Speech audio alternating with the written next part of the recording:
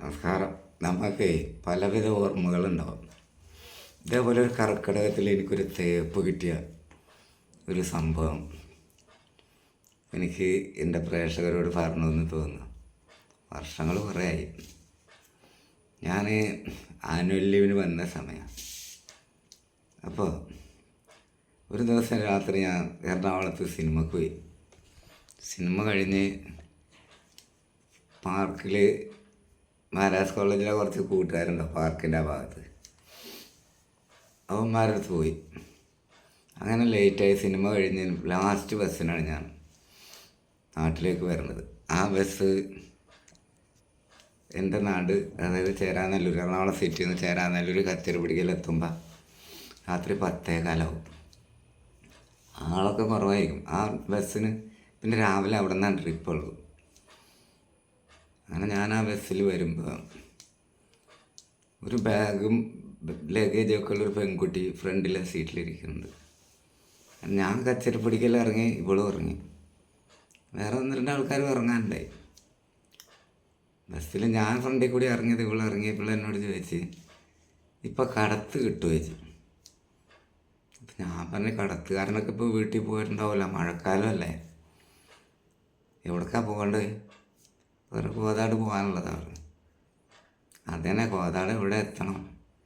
നിൻ്റെ വീടാണോ അല്ലെങ്കിൽ ആരുടെയും ബന്ധു വീടാണോ ചോദിച്ചു. അപ്പോൾ അവൾ പറഞ്ഞ് എൻ്റെ വീടാണ്, ഞാൻ ചെന്നൈയിലാണ് പഠിക്കണത്, അവിടെ ചെറിയൊരു ജോലിയും ഉണ്ടായിരുന്നു,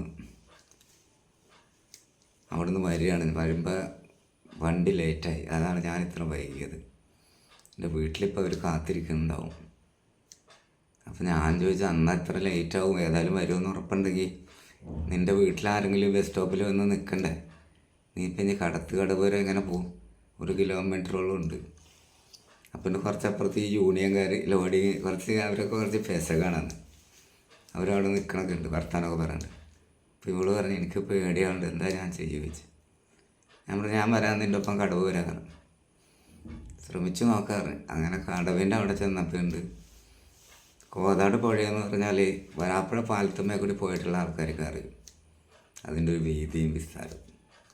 പ്രത്യേകിച്ച് കർക്കിടക മാസത്തിലൊക്കെ അത് കുത്തൊഴുക്കായിരിക്കും. വെള്ളത്തിനൊക്കെ ഒരു ചായൻ്റെ നിറം. വലിയ സാധനം മരം മുട്ടി മെക്ക വലിച്ചു വരണ അത്ര പുഴ രൗദ്രഭാവത്തിൽ നിൽക്കുന്ന സമയം. ഇവളങ്ങനെ എനിക്ക് ഉപേക്ഷിക്കാനും പറ്റില്ല, കാരണം ഒരു പെൺകുട്ടിയല്ലേ. ഞാനൊക്കെ എൻ്റെ ജോലിൻ്റെ ഒരു ഭാഗം കൂടിയാണ്. കാരണം ഒരു ജോലി എന്നല്ല, ഒരു പെൺകുട്ടി ഒരു ആപത്തിൽ പറ്റാൻ നമ്മൾ അവളെ സഹായിച്ചിരിക്കും, ജീവൻ കൊടുത്തിട്ടായാലും. അങ്ങനെ ഞാൻ ഉള്ളപ്പം പോയി തോണിക്കാരൻ അക്കരയാണ് അയാളുടെ വീട്, ആ കടവത്ത് തന്നെയാണ് അയാളുടെ വീടും. പക്ഷേ ഇയാൾ തോണി അവിടെ കെട്ടിയിട്ടിട്ട് പങ്കായം വീട്ടിൽ കൊണ്ടുപോകും. പിന്നെ അയാൾ രാവിലെ വരും. ഒരു നിലക്കും അക്കരെ കിടക്കാൻ മാർഗമില്ല. അതിൽ ഞാൻ അവളോട് പറഞ്ഞു, നീ അവൾക്കൊരു ഒളിച്ചിരിക്കാൻ സ്ഥലം കാണിച്ചു കൊടുത്ത്. അത് ഞാൻ എൻ്റെ മുണ്ടഴിച്ച് അവളുടെ അടുത്ത് കൊടുത്ത്, നീ ഇതും പിടിച്ച് ഇവിടെ ഇരിക്കും, ഞാൻ തോണി കിട്ടുമെന്ന് നോക്കാറ്. എങ്ങനെ കിട്ടുമെന്ന് നോക്കുക വെച്ചിനോട്. ഞാൻ അക്കരക്ക് നീന്തുകയെന്ന് പറഞ്ഞു. അങ്ങനെ ഞാൻ ആ കലക്ക വെള്ളത്തിൽ നീന്തി അക്കരെ പോയി നോക്കുമ്പോൾ പങ്കായമില്ല. ഒരു കവളം മടൽ, വലിയൊരു വീതിയുള്ള മടലെടുത്ത് ഞാൻ തോണി തുഴണമെങ്കിൽ നേരെ അക്കരെ കിടക്കണമെങ്കിൽ കുറേ വടക്കോട്ട് തുഴയണം, അമ്മാതിരി ഒഴുക്കാണ്. അങ്ങനെ ഞാൻ ഇക്കരെ കടന്ന് ഇവളെയും കൂട്ടി അതേപോലെ അക്കരെ പോയി. പിന്നെ അവിടെ കുറേ നടക്കണം അവളുടെ വീട്ടിലേക്ക്. അപ്പോൾ അവൾ പറഞ്ഞ് വീട് വരെ വരണം പറഞ്ഞു. അങ്ങനെ വീട്ടിൽ ചെന്നപ്പോൾ വീട്ടുകാർ ഉറങ്ങിയിട്ടൊന്നുമില്ല, എനിക്കാണെങ്കിൽ വിശന്നിട്ടും വയ്യ. അപ്പോൾ അവർ പറഞ്ഞ് കയറി മക്കളെ പറഞ്ഞ് കയറി. അപ്പോൾ പറഞ്ഞ് ഇയാളാണ് ഇങ്ങനെ എന്നെ രക്ഷിച്ച് തോണി ഇക്കരെ വന്ന് കൊണ്ടുവന്നതൊക്കെ അയാളാണെന്നൊക്കെ പറഞ്ഞപ്പോൾ അവർക്ക് എന്നോട് ഭയങ്കര സ്നേഹമായി. എന്താ ജോലി എന്നൊക്കെ ചോദിച്ചപ്പോൾ ഞാൻ ജോലിയൊക്കെ പറഞ്ഞ് അതിൽ കയറിയിരിക്കാനൊക്കെ പറഞ്ഞ്. എന്നിട്ട് ഫുഡൊക്കെ ചൂടാക്കി ഞാനൊക്കെ വയറ് നിറച്ച് തിന്നു. അപ്പോൾ ഞാൻ പറഞ്ഞെന്നാൽ ഞാൻ പോട്ടെ വെച്ച്, നാളെ പോകാമെന്ന് എനിക്ക്. ഞാൻ പറഞ്ഞ പറ്റൂല, അമ്മ, ഞാൻ ഒരു മോനുള്ളേ, അമ്മ എത്ര വൈകിട്ടായാലും ഞാൻ ചെന്നിട്ടില്ലെങ്കിൽ ഉറങ്ങില്ല.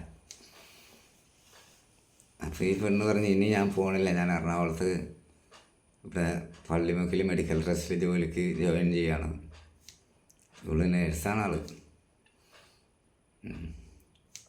അങ്ങനെ ഞാൻ രാത്രി തന്നെ ഒരു യാത്ര പറഞ്ഞ് പിരിഞ്ഞ് തിരിക്കലൊക്കെ പോരണ്ടേ. അപ്പം രണ്ടാം വട്ടമാണ് പുഴ നീന്താൻ പോണത്. നീന്തണമെങ്കിൽ കുറേ വടക്കോട്ട് നീന്തിയാലേ ഞാൻ നേരെ അക്കരെ എത്തുള്ളൂ. കൂറ്റാക്ക് കിട്ടിയിട്ടും തുണി അടിച്ച് തലയെ കെട്ടി തിത്തേ പാടിയാണ് നീന്തിയാണ്. അങ്ങനെ ഇക്കരെ എത്തി. ഞാൻ വീട്ടിലെത്തി. പിറ്റേ ദിവസം വൈകുന്നേരം ഞാൻ വെറുതെ നടക്കാൻ പോയപ്പോൾ കോതയുടെ അക്കരയൊക്കെ പോയി, അവളുടെ വീടിൻ്റെ അവിടെയൊക്കെ പോയി അവളെ കണ്ട് വർത്താനമൊക്കെ പറഞ്ഞ്. എന്തിനു പറഞ്ഞു, ഞങ്ങൾ തമ്മിൽ ഭയങ്കര അടുപ്പായി. അതിൽ ഇവള് പിറ്റേ ദിവസം എന്നോട് പറഞ്ഞ് ഞാൻ നാളെ മെഡിക്കൽ ട്രസ്റ്റ് ഹോസ്പിറ്റലിൽ പോകാണ്ട് കാണുമോ ചോദിച്ചു. അങ്ങനെ ഞങ്ങൾ ഭയങ്കര അടുപ്പായി. അപ്പോൾ എനിക്കൊരു പ്രേമം, ഞാൻ പറഞ്ഞില്ലേ, അവളുടെ ഫാദർ കാല് പിടിച്ച് എന്നോട് ഒഴിവാക്കാൻ പറഞ്ഞു. അതിന് ശേഷം എനിക്ക് ഒരു ആത്മാർത്ഥതയൊന്നും ഇതിനോടില്ല. അപ്പോൾ ഇവൾക്കാണെങ്കിൽ ആത്മാർത്ഥതയൊന്നുമല്ല, ഇവൾക്ക് സെക്സൊക്കെ കുറച്ച് താല്പര്യമുള്ള കൂടുതലാണ്. അങ്ങനെ ഞങ്ങൾ കുറച്ച് ഇമ്മോറൽ ട്രാഫിക്കൊക്കെ ഉണ്ട്. ഒരു ദിവസം എൻ്റെ വീട്ടിൽ ആരും ഇല്ലാത്തപ്പോൾ ഞാൻ കൊണ്ടുപോയി ഒക്കെ ഉണ്ട്. എന്നാലും ഞാൻ അവളെ കെട്ടിയാലോ എന്നിങ്ങനെ ചിന്തിച്ചിരിക്കുകയാണ്. കാണാൻ നല്ല ഭംഗിയൊക്കെ ഉണ്ട്. അങ്ങനെ അവൾ മെഡിക്കൽ ട്രസ്റ്റിൽ ജോലി ചെയ്യണ്, ഇടയ്ക്ക് കാണും. അങ്ങനെ എനിക്ക് പോകേണ്ട ദിവസം 2 മാസമാകുമ്പോൾ എനിക്ക് പോകണം. ഏകദേശം ഒരാഴ്ചയും കൂടി ഉള്ളു. അങ്ങനെ ഞാൻ മേനകയിലൊരു സിനിമ കാണാൻ ചെന്നു ഒറ്റക്ക്. ഇവൾക്കന്ന് ഡ്യൂട്ടിയുണ്ടെന്ന് എന്നോട് പറഞ്ഞിരുന്നു. അപ്പോൾ അവളെ കൂട്ടാമെന്ന് ഞാൻ വിചാരിച്ചു. അപ്പോൾ ഞാൻ സിനിമക്ക് പോകണ വിശേഷമൊക്കെ അറിയില്ല.